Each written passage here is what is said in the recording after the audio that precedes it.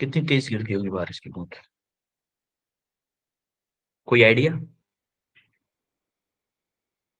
अच्छा, बूंद कितने ऊपर से आती होगी?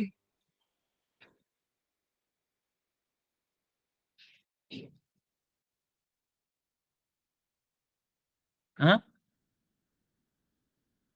कोई आइडिया है कितने ऊपर से गिरती होगी लमसम?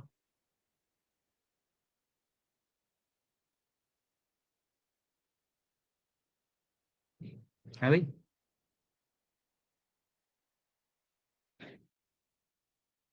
चलो ठीक है, देखते हैं। तो आज अपन लोग टर्मिनल वेलोसिटीज पढ़ेंगे। मेन चीज terminal velocity and surface tension, और surface tension and terminal velocity पे कुछ क्वेश्चंस करेंगे आज। ठीक है, तो सबसे पहले प्रिंसिपल ऑफ कंटिन्यूटी जो हम लास्ट क्लास में देखे थे कि A1 V1 equal to A2 V2। जो फ्लूइड इस यहां से एंटर करेगा उसी रेट से यहाँ पे एग्जिट करेगा। सिमिलरली बर्नौलीज थ्योरम देखे थे कि pressure energy, kinetic energy and gravitational potential energy किसी भी पॉइंट पे हमेशा कांस्टेंट होती है अगर कहीं पे फ्लो हो रहा है। ठीक है, ये अपन लोग लास्ट क्लास में पढ़े थे। अब हम आते हैं टर्मिनल वेलोसिटी पे। तो देखो, सबसे पहले टर्मिनल वेलोसिटी में क्या होता है कि टर्मिनल वेलोसिटी होती किस वजह से। तो एक बात बताओ कि आपने मान लो एक वो रखा हुआ है आपके पास में, स्विमिंग पूल के पास बैठे हुए हो। आप स्विमिंग पूल के पास बैठे हो, आपने क्या किया, एक बॉल ली। हम्म, किसकी बॉल है? आयरन बॉल, लोहे की बॉल है। आपने पानी में छोड़ी, पानी में छोड़ी, तो वो नीचे की तरफ गिरती जाएगी। स्पीड बढ़ती जाती है, उसमें बढ़ती है कि नहीं बढ़ती है? मान लो आपने 2 मीटर गहरा था स्विमिंग पूल, 2 मीटर गहरा था स्विमिंग पूल, तो हाँ 2 मीटर गहरा था तो आपने बेटा, वीना आपका माइक ऑन है। 2 मीटर गहरा था, तो 2 मीटर गहराई तक जब आप बॉल अर्थ पे फेंकते थे, नॉर्मल एयर में फेंक रहे हो, जैसे मान लो आप बैठे हुए हो कहीं पे, आप मान लो 2 मीटर यहाँ पे ग्राउंड पे बैठे हुए हो, चलो ये स्विमिंग पूल है, कितना गहरा है? 2 मीटर। आप यहां से एक बॉल गिराते हो इसमें, एक बॉल गिराई यहां से, तो यहां पे आने के बाद में मान लो इसकी वेलोसिटी, जब ये यहां पे आने से जस्ट पहले इसकी वेलोसिटी थी V1। सिमिलरली स्विमिंग पूल खाली था, अब कुछ भी नहीं था इसमें, ये तब भी 2 मीटर था। अब जब आपने बॉल गिराई तो जस्ट इस पर टकराने से पहले मान लो वेलोसिटी थी V2। तो मेरे को एक चीज बताओ, V1 ज्यादा होगा या V2 ज्यादा होगा? कोई बताएगा V1 ज्यादा होगा या V2 ज्यादा होगा? एनीवन? सर एक बार दोबारा से रिपीट करोगे, सिग्नल की वजह से नहीं सुनाई नहीं दी। पहले केस में क्या हुआ? पहले केस में ये है कि एक स्विमिंग पूल है जो कि 2 मीटर गहरा है, उसमें पानी भरा हुआ है। आपने एक बॉल को लिया, जस्ट उसके सरफेस से छोड़ दिया, तो जैसे ही वो बॉल गिरते गिरते ग्राउंड तक पहुंची, तले तक पहुंची स्विमिंग पूल के, उसकी वेलोसिटी मान लो V1 थी।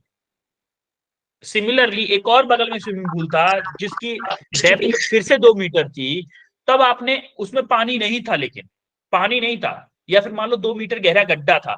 आपने बॉल गिराई और जस्ट उसके सरफेस पे, नीचे वाले सरफेस से टकराने से पहले उसकी वेलोसिटी थी V2।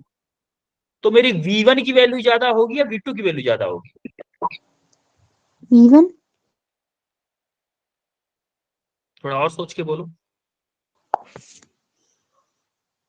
कोई और बताएगा? Sir V1। V2 की वेलोसिटी ज्यादा होगी। यस, एब्सोल्युटली करेक्ट कि V2 की वेलोसिटी ज्यादा होगी। क्यों होगी? देखो, आप यहां पे एयर में फेंक रहे हो, आप एयर में बॉल गिर रही है, तो इसको अपोज करने वाला फोर्स बहुत कम है।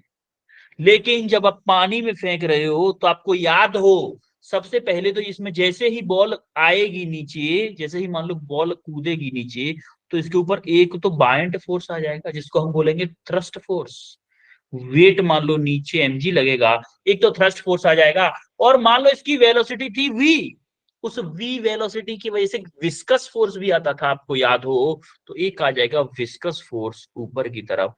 तो इस वेट आपका नीचे की तरफ लग रहा है, और विस्कस फोर्स और थ्रस्ट फोर्स ऊपर की तरफ लग रहा है। अब देखो, हटाया गया वॉल्यूम किसी ऑब्जेक्ट के द्वारा कांस्टेंट होता है, तो Ft आपका कांस्टेंट हो गया, v भी हम आपका क्या है, वेरिएबल है, जो कि डायरेक्टली प्रोपोर्शनल है किसके, v के।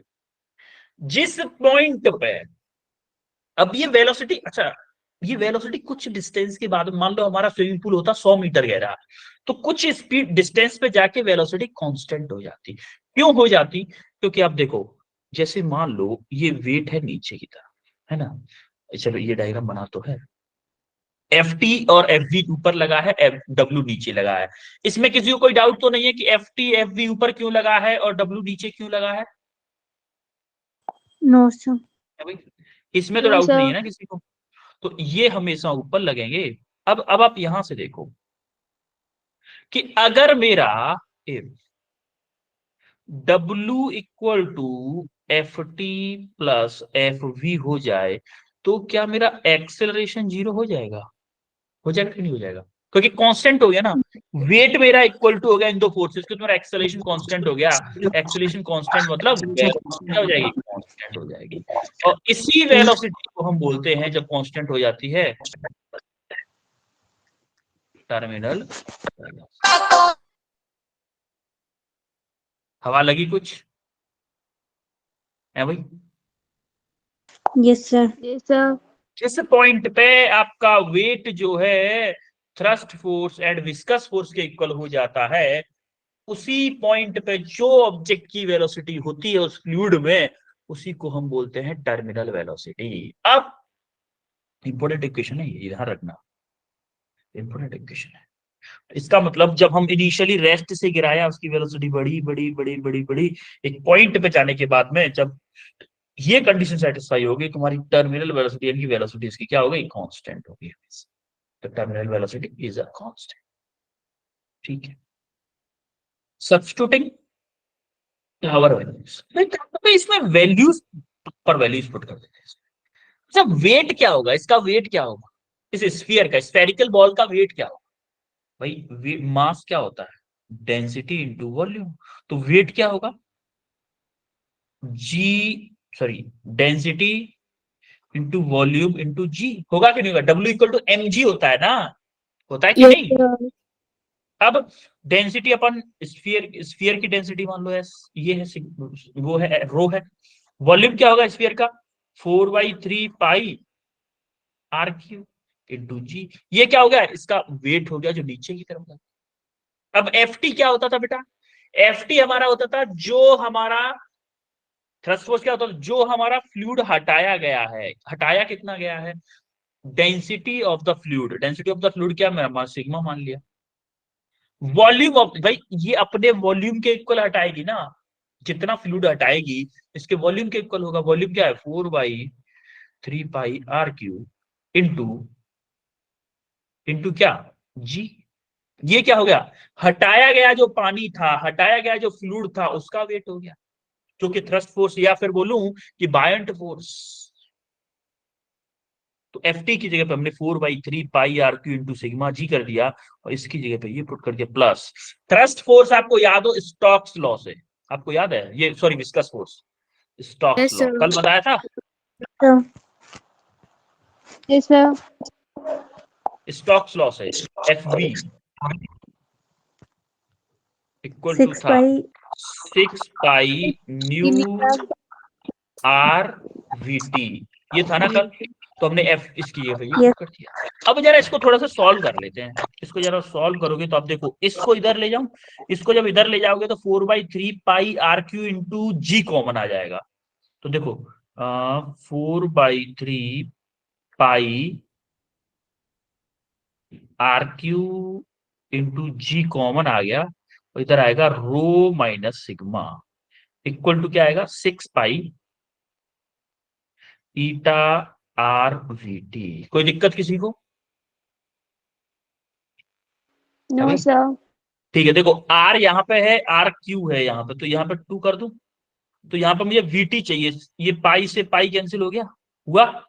देखो यहाँ पर ये 4 है, यहाँ पे 2 कर दूं और यहाँ पे 3 कर सकता हूँ, कोई दिक्कत किसी को है भाई? No sir. तो देखो इस ये 3 और ईटा को इधर भेज दो, VT की वैल्यू आ जाएगी जरा। 3 और ईटा को देखो, 3 × 3 9 हो जाएगा, 2/9। देखो R² यहाँ पे क्या है, रो माइनस के sigma into G divided by eta. This is your terminal velocity formula, जो कि बहुत इंपॉर्टेंट है। बोलो चमका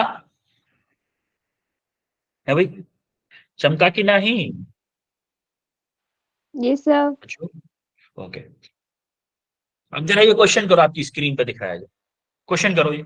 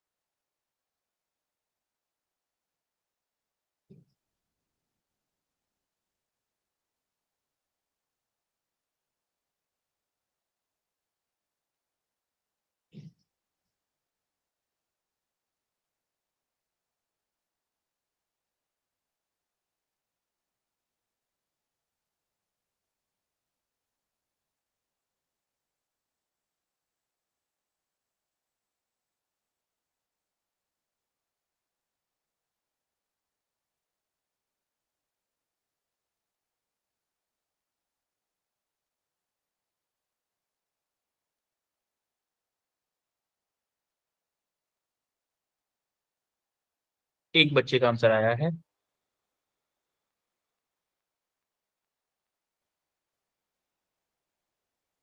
दो बच्चों का आंसर आया भाई।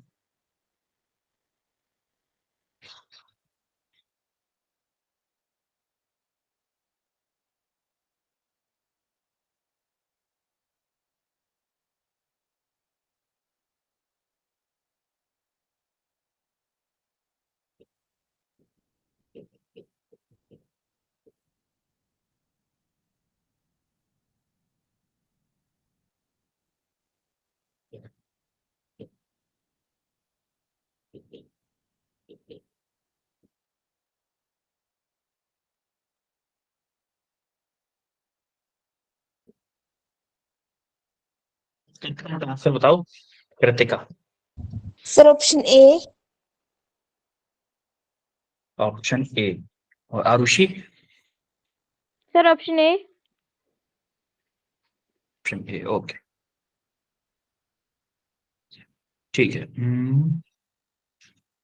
हमको क्या दे रखा है, देखो द वेलोसिटी ऑफ मा of small ball of mass m and density d। देखो इसको स्मॉल बॉल है जिसका मास m है और डेंसिटी d है। When drop in a container filled with glycerine becomes constant after some time if the density of glycerine is d by 2, यानी कि sigma की वैल्यू क्या दे रखी है, d by 2। Then the viscous force acting on the wall, viscous force यानी कि F we की value उसने पूछी है। तो आपको एक पता था फॉर्मूला, कौन सा, वेट इक्वल टू होता है किसके equal, F T plus F V के, यही है, weight equal to F T plus F V है। वेट कैसे निकाल सकते हैं अपन लोग, वेट मास, भाई वेट क्या होता है, एम जी होता है। अब एम मतलब density into volume into G, और डेंसिटी यहाँ पे क्या है, डी है, तो डी और वी क्या है हमारा, चलो वी रहने दो, डी वी जी लिख सकते हैं, एफ डब्ल्यू की जगह पर डी वी जी लिख सकता हूँ कि नहीं बेटा, Yes, sir. है Yes, ना, sir. इसकी जगह पर हमने लिख दिया D V G equal to F T. अब देखो एफ टी क्या होता था, एफ टी होता था हमारा थ्रस्ट फोर्स। थ्रस्ट फोर्स किसके इक्वल होता था, जो फ्लूइड हटाया गया, फ्लूइड हटाया गया है उसका वेट। अब हटाया गया फ्लूइड क्या है मेरा, मान लो सिग्मा उसकी डेंसिटी थी, वॉल्यूम उसका कितना था, भाई जो बॉल का वॉल्यूम होगा इतना ही तो वॉल्यूम हटाएगा, वी ये हो गया इंटू जी, और सिग्मा कितना दे रखा है, डी बाई टू। तो क्या मैं एफ टी को D by two V into G लिख सकता हूँ, लिख सकता हूँ कि नहीं बेटा, Yes, sir. इसको हमने Yes, ये sir. ना किया, तो इस जगह पे क्या पुट कर दूं, इसको चलो ढाई से है, D by two V into G, और ये एफ वी तो हमें निकालना है, तो हमें एफ वी अगर चाहिए तो D V G minus D by two V G, तो यहां से क्या बचेगा मेरा, D V G by two बचेगा, बचेगा कि नहीं।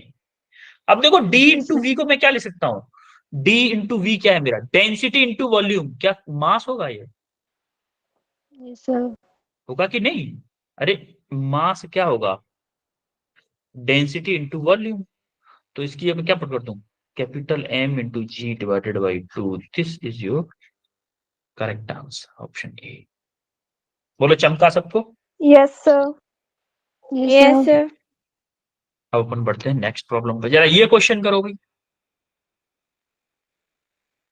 ये क्वेश्चन करो।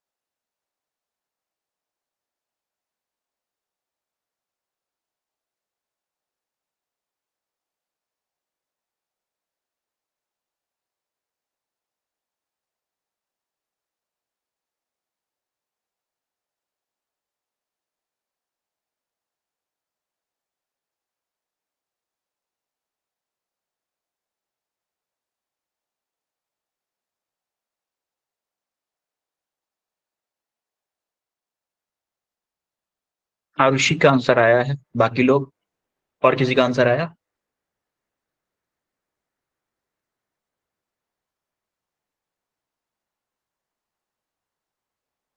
कृतिका का भी आंसर आया है।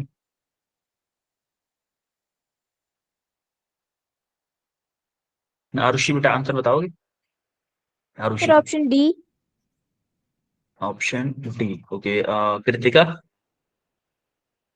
Sir option D. Option D है या बी है? एक्चुअली ये क्लियर नहीं हो पा रहा है ये बात। डी डी डी डी है, ओके ओके, अच्छा ठीक है। अब हम लोग करते हैं इस क्वेश्चन को फिर। Two small spherical metal ball having equal masses, mass equal है, ठीक है, are made from materials of density ρ1 and ρ2। ρ1 density है एक की डेंसिटी है ρ2, और ρ1 दे रखा है 8 ρ2 के टर्म में, ठीक है। And radii of 1 mm and 2 mm, यानी कि R1 दे रखा है कितना, 1 mm, और R2 कितना दे रखा है, 2 mm, ठीक है। ये फर्स्ट वॉल की बात हो रही है, ये सेकंड वॉल की बात हो रही है, ठीक है। fall vertically from rest in a viscous medium whose coefficient of viscosity is nu। coefficient of viscosity क्या है, न्यू है फ्लूइड की। whose density दे रखी है, इसकी डेंसिटी यानी कि सिग्मा, सिग्मा कितना दे रखा है, 0.1 ρ2। What will be the ratio of terminal velocities, दोनों की टर्मिनल वेलोसिटीज का रेशियो पूछा है, ठीक है। अपन करते हैं इस क्वेश्चन को, देखो फॉर फर्स्ट वॉल के लिए, फॉर फर्स्ट वॉल के लिए देखते हैं पहले। टर्मिनल वेलोसिटी का फॉर्मूला बताओ पहले तो। टर्मिनल वेलोसिटी का फॉर्मूला क्या होगा फर्स्ट वॉल के लिए, VT1 क्या होता है, 2/9 R² sigma minus, sorry rho minus sigma into G divided by eta, क्या यही होता है? अब फर्स्ट वॉल के लिए लिख रहे हैं तो यहाँ पे 1, कोई दिक्कत किसी को? No no sir. No sir ठीक है, अब देखो, अब वैल्यू पुट करो जरा। 2/9 R1 की जगह क्या पुट कर दूं, 1 mm, mm में ही रहने दो भले, क्योंकि हम ये तो mm से mm कट जाएगा, तो 1 का स्क्वायर यानी कि 1 इंटू रो क्या है मेरा, 8 ρ2 है, 8 ρ2 माइनस रो सिग्मा क्या है, 0.1 ρ2, 0.1 रो डिवाइडेड बाई ईटा का ईटा ही है, तो ये कितना आ जाएगा, 2/9, 8 में से 0.1 जाएगा, कितना बचेगा, इंटू 7.9 बचेगा क्या, yes sir yes 7.9 √2 into G divided by eta. क्या VT की वैल्यू ये आ गई हमारी, VT1 की value 2/9 into 7.9 into √2 into G divided by eta. कोई दिक्कत किसी को? No sir no no sir sir. अब हम VT2 देखते हैं, 2/9 R2 का स्क्वायर रो 2 माइनस के sigma into G divided by eta. अब इधर देखो 2/9 2 का स्क्वायर, यहाँ पे R2 की 2 पुट करो, 2 है ना यहाँ पे, 2 का 4 हो जाएगा, इंटू 4 इंटू रो 2 क्या है, रो 2 है हमारा, रो 2 ही है वो तो, rho 2 minus 0.1 rho 2 into G divided by eta. अब यहाँ पे क्या हो जाएगा, 1 माइनस के 0.1 कितना बचेगा, 0.9, 2/9 into 4 into 0.9 √2g divided by eta. कोई दिक्कत किसी को भाई? नो सर हमें पूछा क्या नो है, सर। हमें ratio of their terminal velocities, ratio पूछा है दोनों का, तो निकालो VT1 divided by VT2। Now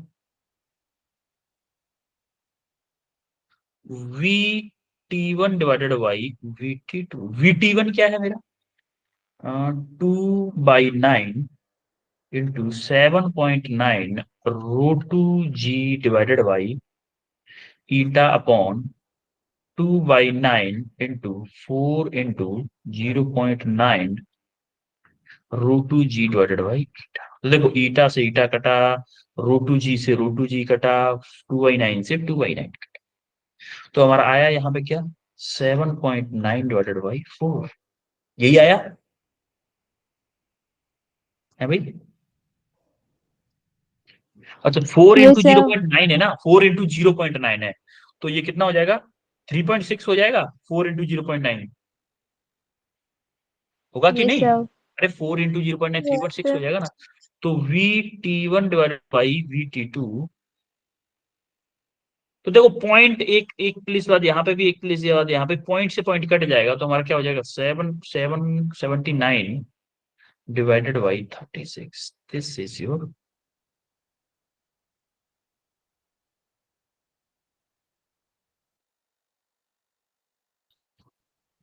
है भाई। Yes, sir. ठीक है, ओके, जरा ये क्वेश्चन करो, आपकी स्क्रीन पे एक और क्वेश्चन दिख रहा है, करो भाई।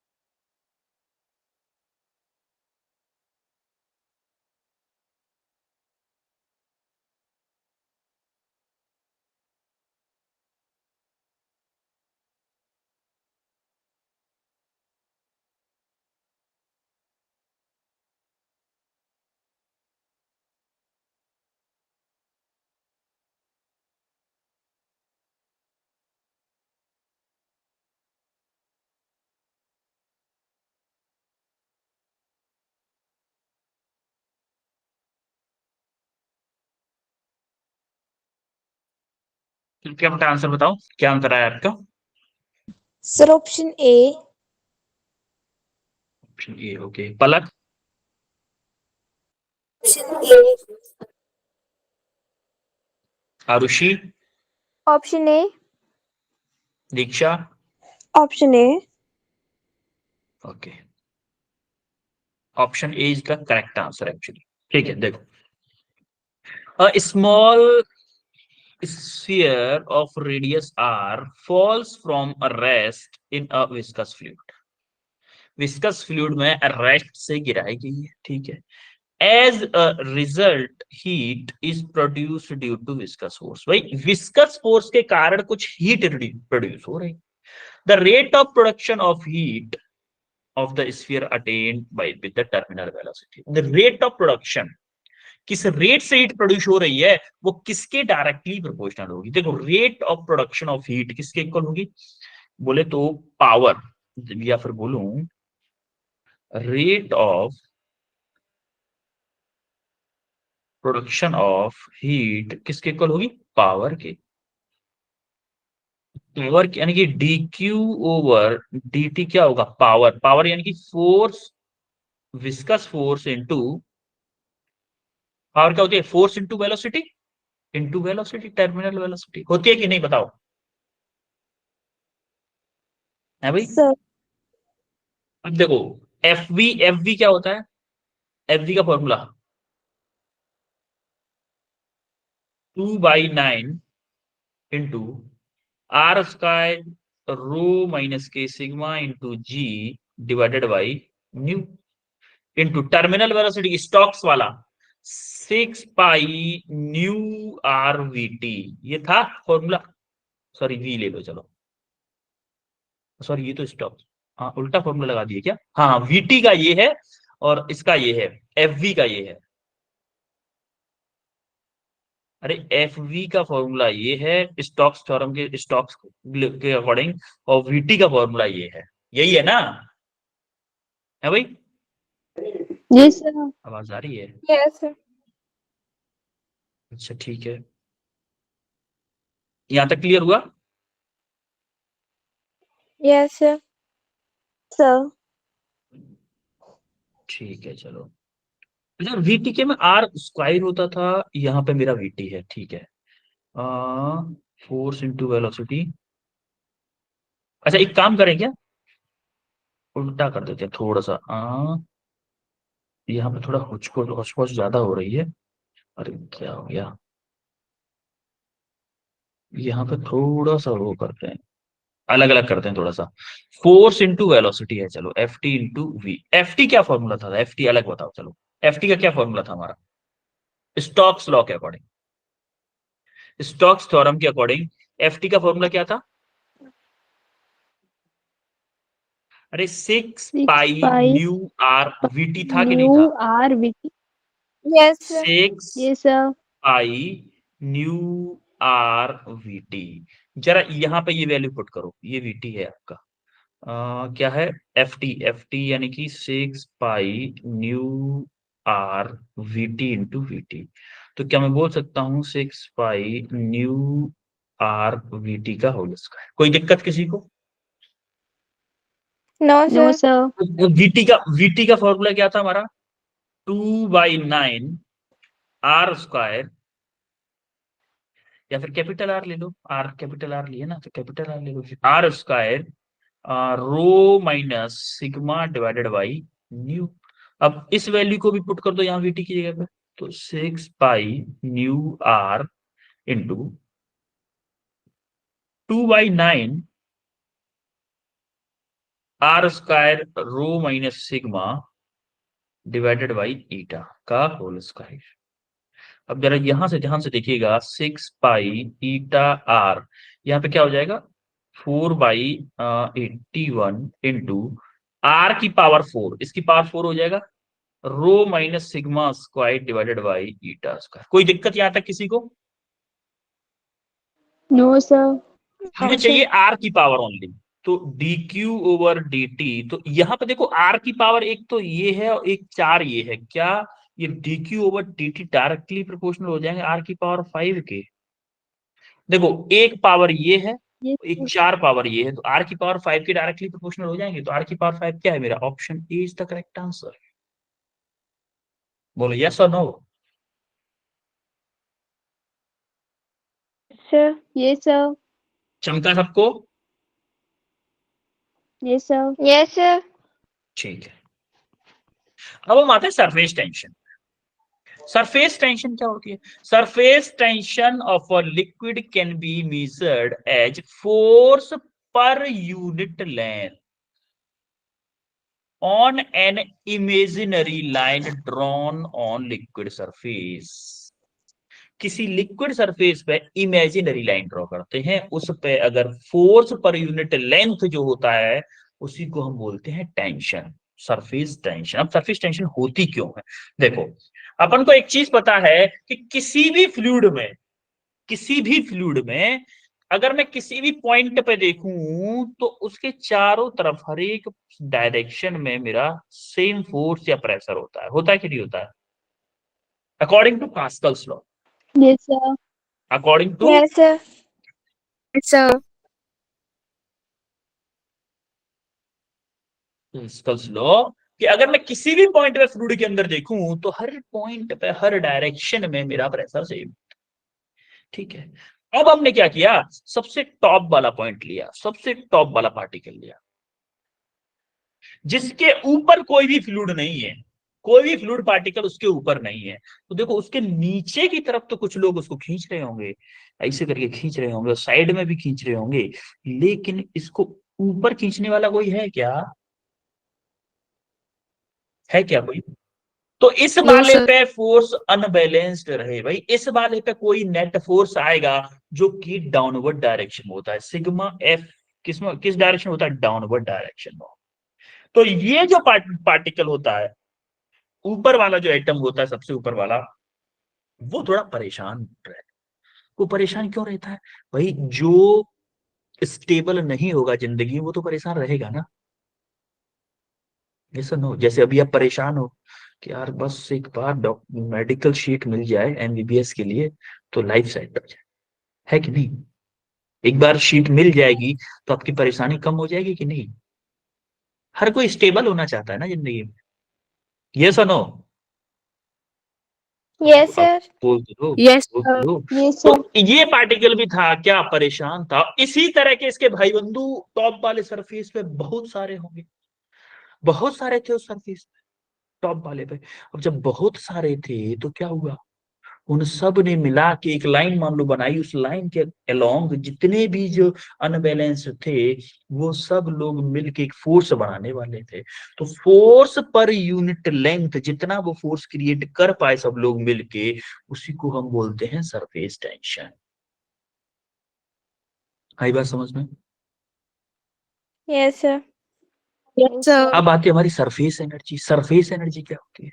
सरफेस एनर्जी क्या होती है? जैसे एक बात बताओ कि अगर मान लो ये टेंशन में है, एक अच्छा एक ठीक है, एक क्वेश्चन पूछता हूं मैं कि एक पानी है ग्लास में, ग्लास में पानी है, और उसी पानी को मैंने फैला दिया उस पे थाली में जिसमें हम खाना खाते हैं, सब्जी और रोटी लेके खाते हैं, थाली में उसमें फैला दिया उसी पानी को। तो उसका सरफेस टेंशन बढ़ा कि कम हुआ? या फिर बोलूं कि अनबैलेंस फोर्स, सरफेस टेंशन तो नहीं बोलेंगे, अनबैलेंस फोर्स या अनबैलेंस पार्टिकल बढ़े या कम हुए?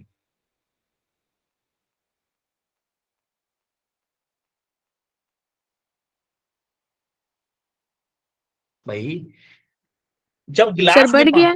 जब ग्लास में पानी था आपके में, तो कम सरफेस फ्री था भाई, इतू सा सरफेस था फ्री। Yes, sir. तो Yes, sir. Unbalance force, unbalance particle थे इतने वाले सरफेस पे थे। जब आपने उसी पानी को थाली में फैला दिया तो एरिया बढ़ गया। एरिया बढ़ गया तो अनबैलेंस पार्टिकल ज्यादा हो गए कि नहीं हो गए? Yes, sir. देखो उसी को हम बोलते हैं सरफेस एनर्जी इंक्रीज हो गई।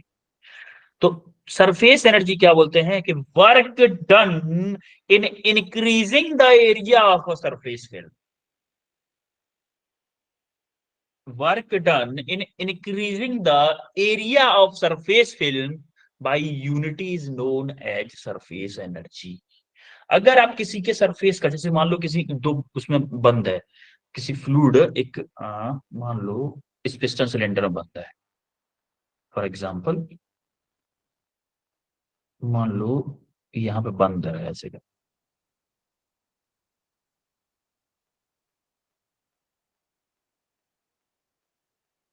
ये हमारा कोई पिस्टन है, ये सिलेंडर था, इसमें फ्लूइड था, इसको इसको फिर मैंने बढ़ा के यहाँ पे कर दिया।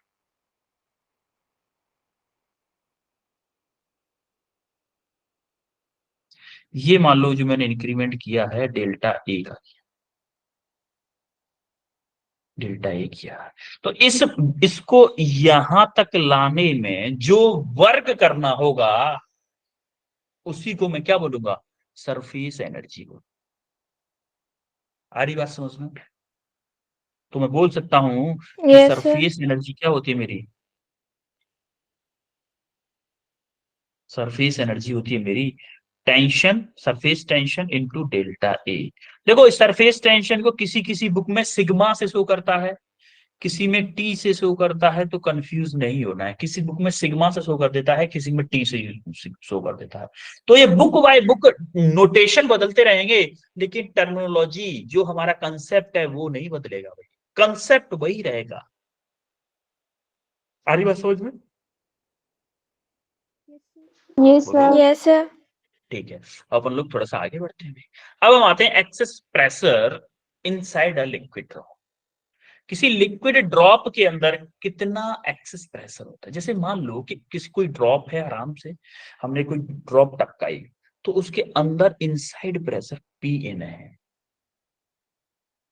पी इन है, और आउटसाइड प्रेशर हमारा एटमॉस्फेरिक प्रेशर होगा। आउटसाइड प्रेशर तो एटमॉस्फेरिक प्रेशर होगा ना, होगा कि नहीं? अगर आउटसाइड प्रेशर इसको दबाने की कोशिश कर रहा होगा, आउटसाइड प्रेशर जो है इसको अंदर की तरफ दबाने की कोशिश कर रहा होगा। अच्छा, कोई भी सरफेस कैसे रहना चाहता है? कम से कम सरफेस एरिया में रहना चाहता है। कोई भी सरफेस कम से कम सरफेस एरिया में रहना चाहता है, जिससे कि उस पे जो अनबैलेंस पार्टिकल थे वो कम से कम रहे। तो आप देखोगे कि ये जो आउटसाइड सरफेस है, ये इस पे ऐसे करके लग, ये इस पे ऐसे करके लग रहा है आउटसाइड से। भाई हर एक ऑब्जेक्ट पे एटमॉस्फेरिक वो तो लगता है ना प्रेशर, तो ये एटमॉस्फेरिक प्रेशर लग रहा है। और जब हमने इसको काट के देखा, थोड़ा सा इसको काट के देखा, तो इसके अंदर की तरफ एक टेंशन भी लग रही थी, जिसको हम बोलते हैं सरफेस टेंशन। ये टेंशन भी लग रही थी पूरे सरफेस पे ऐसे करके ऊपर की तरफ। ये ऊपर नहीं है बेटा, ये बाहर की तरफ है एक्चुअली में। हम ये नीचे वाला एरिया देख रहे हैं, ये वाला सरफेस है, ये वाला सरफेस देख रहे हैं इसको। तो ये पूरे सरफेस पे है। तो हमारा जो आउटसाइड सरफेस, आउटसाइड वाला प्रेशर, और ये टेंशन की वजह से जो प्रेशर आएगा, या फिर बोलो फोर्स, टेंशन की वजह से जो फोर्स आएगा, वो किसके इक्वल होना चाहिए? इंटरनल प्रेशर के इक्वल होना चाहिए, तभी हमारी बूंद फॉर्म हो पा रही है। अदरवाइज बूंद फॉर्म नहीं हो पाती। इंटरनल प्रेशर जो है वो आपके आउटसाइड प्रेशर और टेंशन की वजह से जो प्रेशर बनेगा या फोर्स बनेगा, उसके इक्वल होना चाहिए। होना चाहिए कि नहीं होना चाहिए? तभी तो बूंद बनेगी, अदरवाइज बूंद नहीं बन पाती। आ रही बात समझ में? Yes, sir. तो हमने क्या किया? आउटसाइड प्रेशर इनटू एरिया, ये क्या हो गया? फोर्स हो गया। ये क्या है? टेंशन। टेंशन का, अच्छा ये टेंशन है तो इसकी वजह से फोर्स क्या बनेगा? फोर्स, टेंशन क्या होता था भाई? टेंशन क्या होता था? एफ अपॉन एल होता था ना। तो एफ अगर चाहिए तो टी इंटू एल। अब इस सरफेस की लेंथ क्या होगी भाई? इस सरफेस की लेंथ सर्कुलर है ना, सर्कुलर है तो क्या होगी? 2 पाई pi आर। r. तो T, P not into pi R square plus T into 2 pi R equal to inside pressure into inside area. Inside pressure into inside area. तो आप देखोगे ये आर स्क्वायर है, यहाँ आर, पाई तो पहले काट दो, पाई कट गया, यहां से पाई, यहां से पाई, यहां से पाई कट गया। तो अपन ने क्या किया? इस आर स्क्वायर को, हमें चाहिए पी नॉट माइनस के पी इन, हमें इन दोनों का डिफरेंस चाहिए। तो पी नॉट को आप इधर ले गए, पी नॉट को इधर ले गए, हमने आर स्क्वायर कॉमन लिया। आप अगर देखोगे तो आप बोलोगे P in into R square minus P not into R square equal to 2r into T. यहां से आर स्क्वायर कॉमन लिया, इधर भेज दिया। तो p इनसाइड माइनस के P not equal to 2rt divided by क्या होगा? r। तो r से, सॉरी हाँ, r स्क्वायर होगा ना। तो r से r स्क्वायर वाला कट गया, ये वाला स्क्वायर वाला ये कट गया, तो हमारा क्या बचा? 2t/r। कोई दिक्कत किसी को? हाँ, No, sir.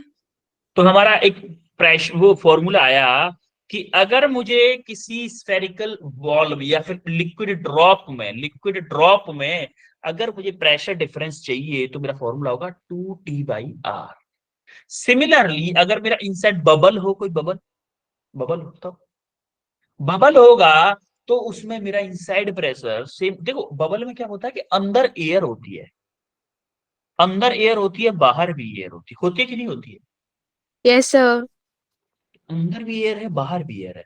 तो आप क्या करोगे? Inside pressure P not pi R square, वही वाला formula. Outside pressure 2t।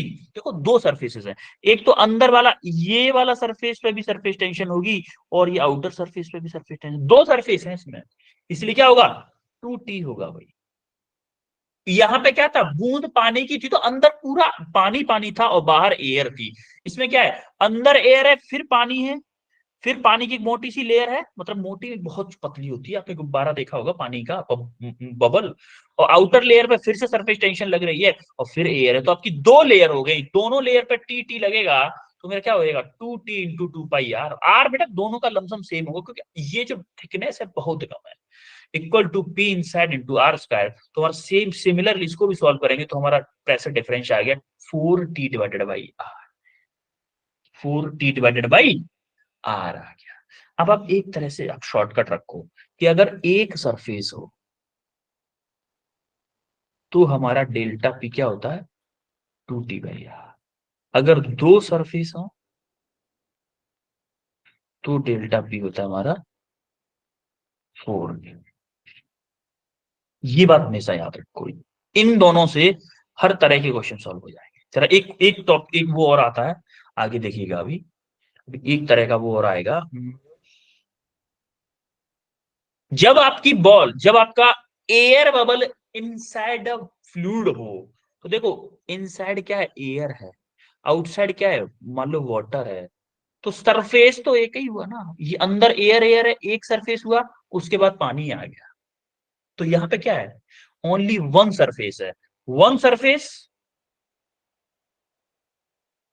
One surface मतलब डेल्टा पी इक्वल टू क्या 2T/R।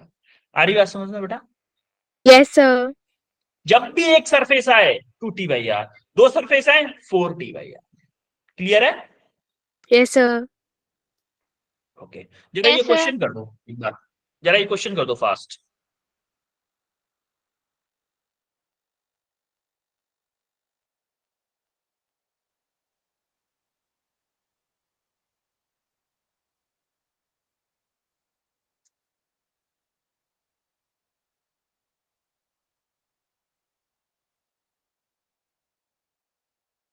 या फिर एक काम चलो कर लेते हैं हम, A rectangular film of extended 4 × 2 × 5 × 4 centimetre, work done is इतना, तो सरफेस टेंशन पूछा है आपको, सिंपल सरफेस टेंशन का फॉर्मूला लगाना है आपको।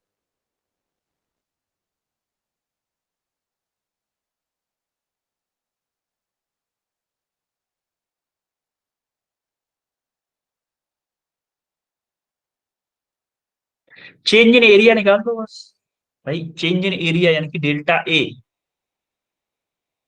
क्या होगा, ए फाइनल माइनस के ए इनिशियल, ए फाइनल क्या है मेरा 5 × 4 माइनस ए इनिशियल क्या है 4 × 2,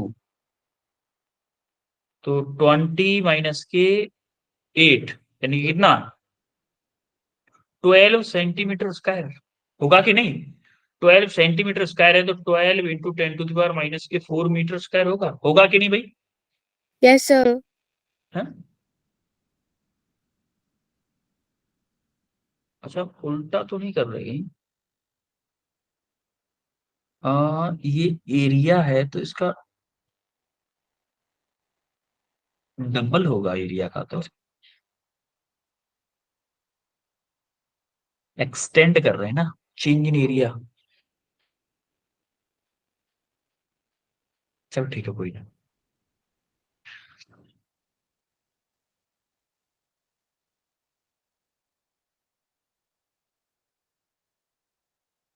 ये कौन सा rectangular film of liquid, rectangular film of liquid is extended.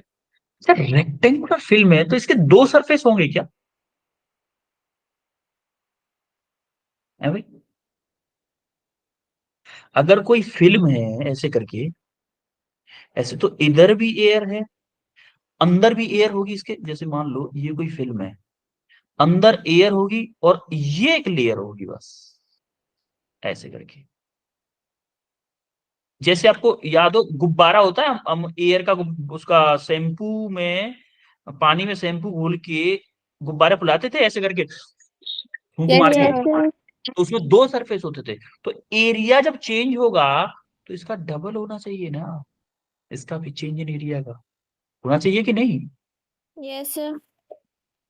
तो इसका भी डबल होना चाहिए, 12 × 2 यानी कि 24। हम हमारा चाहिए क्या, the value of surface tension. अगर सरफेस टेंशन हमें वर्क डन दे रखा है, डब्ल्यू दे रखा है, डब्ल्यू का फॉर्मूला क्या होता था टी इंटू डेल्टा ए भाई टी इंटू डेल्टा ए होता था ना, तो डब्ल्यू दे रखा है 3 इंटू 10⁻⁻⁴। टी हमें निकालना, डेल्टा ए 24 इंटू 10⁻⁻⁴। 10⁻⁻⁴ से 10⁻⁻⁴ कट गया, टी क्या आ गया 3/24।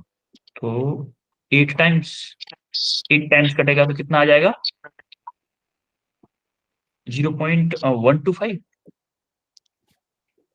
न्यूटन पर Yes, sir. मीटर। तो option B is your correct answer. बोलो चमका है Yes, भाई? sir. ओके, अब बताओ आज हमने क्या क्या पढ़ा है, जरा फास्ट बता दो एक बार।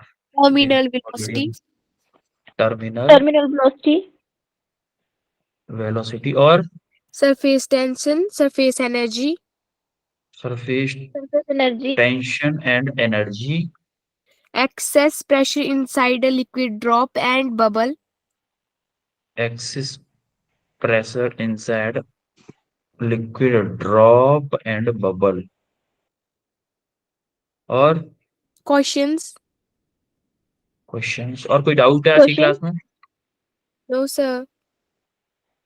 ठीक है, फिर अपन लोग मिलते हैं बच्चों नेक्स्ट क्लास में। ये आपके लिए होमवर्क है, इस होमवर्क को कर लीजिएगा, ठीक है? Yes sir, okay, bye everyone. Bye, sir. Good night, sir. Thank you sir.